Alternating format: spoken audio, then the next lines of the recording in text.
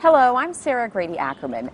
This year's Florida Book Award silver medalist in the poetry category is called Still the Mountain. It's Lola Haskins' 10th book of poems, and she's joining me now. Welcome, Lola. Thank you. And congratulations. I know this had to be exciting. Oh, it was really, yeah. And also, I'm going to let my granddaughters wear the medal to school. Oh, wow. Because there's a real medal, and they're going to love that. And a good show and tell story, I'm sure. There you go. Well, just give us an overview of the poems in this book, because they really span like the whole spectrum of topics. They do. Actually, I put it together in, they also, I wrote them at a very different time frame from each other. Some of them are recent, some of them I wrote a long time ago.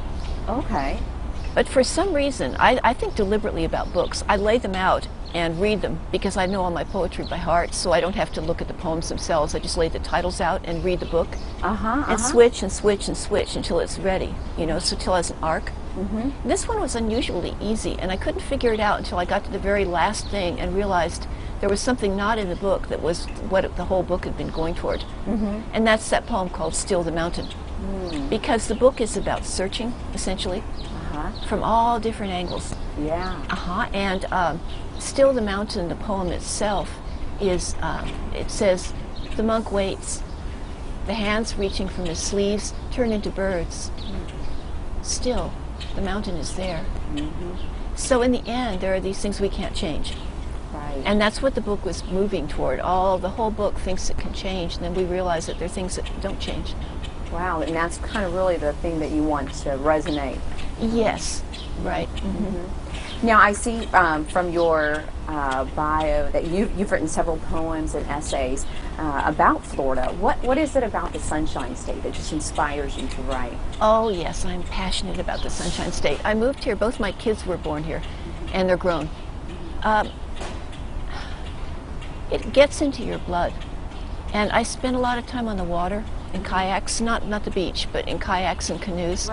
And I hike a lot. And all the small things just move me beyond measure. You know, I mean, salt marshes, springs, but it doesn't have to be something that someone says, this is beautiful. The book I'm working on now is going to be ecstatic nature poetry about Florida. And I think that I can go on and on.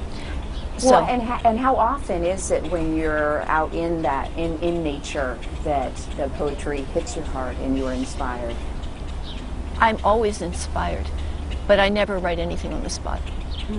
Something will stick with me, and I go home and I think about it, and sometimes it's weeks. Well, obviously, this is something that is deep in your heart. That's right. What did it mean to you when you learned that you had won this award through the Florida Book Awards? Well, I'm so conscious of how many wonderful writers there are that it's not, I don't feel any better than anyone. So I'm really happy, and it's my luck. And I'm especially happy because the granddaughters get to wear it. But beyond, you know, I think it's very nice that people pick that book, because actually, that book is a very quiet book. My books, to my own mind, like my children, you know, they have character. And this book is quiet. It's the girl who sits in the back row and people don't notice her. And so the fact that that book won something makes me especially happy, actually. And as you know, there's so many different categories. What is it specifically about poetry that you really feel can speak to the reader? I think that because there are very few words, in a very short time your life can be changed.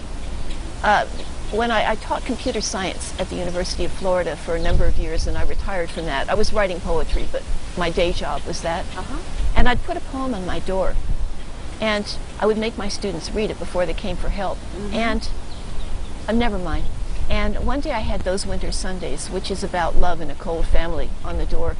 And this kid came in with a program under his arm, and I said, can I help you? You know, what can I do for you? And he said, well, I don't really need to see you anymore. And I said, why not? And he said, because I read that poem on your door. And I said, yeah, it really gets to it, doesn't it? And he said, yeah, and my dad's dead. And I'm going to Tampa, and I'm going to go to his grave, and I'm going to tell him I understand. Wow. And that's a poem. Wow. One look at a poem by a journalist, not even a journalism, I think he was an accounting major. So see what it can do. It can really do that. It lets people connect with things in themselves that they couldn't have articulated themselves, and somebody did it for them. And it helps you know yourself better. It helps you feel more deeply about your life and everything else.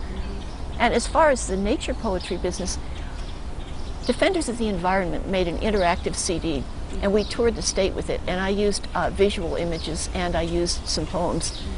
And afterwards, Cynthia Barnett, who's a journalist who wrote a book about water, came up to me and she said, you know, if the legislature could see what you just did, it would change some minds. And she said, I never thought of that. And that's one thing I'd like to do with the next book, actually, is I want to use it, not use it because it comes from inside, but I would like it to have some effect like that. Well, thank you so much, Lola, for shedding some light on the area of poetry. And again, congratulations on your silver medal on Still in the Mountain. Thanks. Still the Mountain. Still the Mountain. Thank you so much. Production of this program is made possible in part by a grant from the Florida Humanities Council. Additional support comes from the Florida State University Libraries.